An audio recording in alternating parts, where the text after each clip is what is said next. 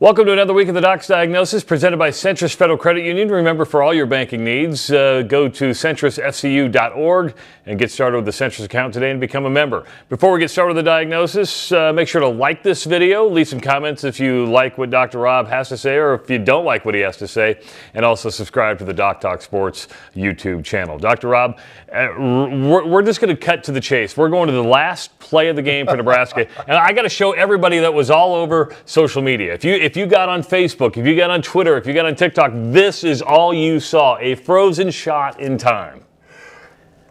And I'm gonna be the guy that feeds into the rage farming here, because I will say, in my opinion, in real time, this was pass interference. However, this isn't the part of it that I would have called pass interference on.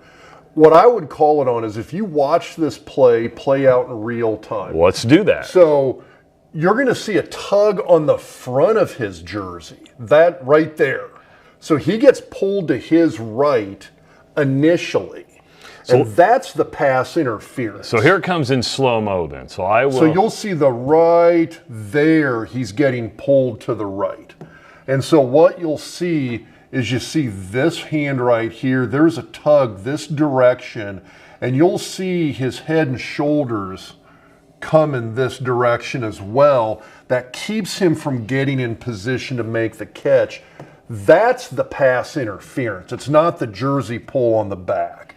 So you see that little movement to his right there. It's that initial movement to his right that keeps him from getting in position. The official was in a spot to make that call and didn't do it. Now, I'll admit, it's one of these bang, bang in real time. It happens quick, but there is a head and shoulders movement of Banks to the right, and then he comes back, and that's where you see the jersey getting pulled from behind. It's actually the jersey pull in front that I would have called the pass interference on. And if I'm the receiver and that's getting pulled like this, the official's right over here looking directly at it and did have a clear line of sight at that point in time, because the defensive back that made the interception was still standing approximately where you would have been at that point in time. So there was a line of sight. He should have made the call. The defender's hand was right up here. It was a bad call it was a bad no call by the official.